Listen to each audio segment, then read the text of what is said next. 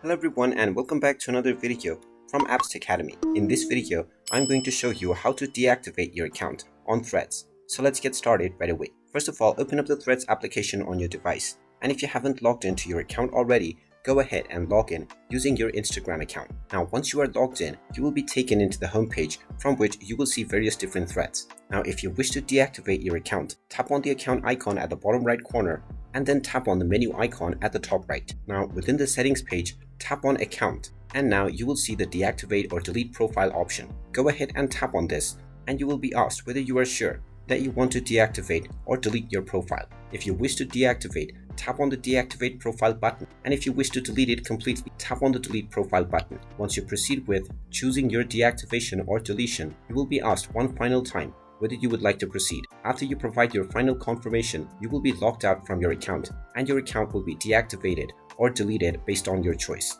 If it is simply deactivated, you can log back in at any time and your account will be once again reactivated. And there you have it. That is how easy it is to deactivate your Threads account. If you find this video helpful, make sure you hit that like button and subscribe to our channel if you haven't done so already. Also ring that notification bell to never miss another update from us. Thank you for watching and I will see you again in the next video.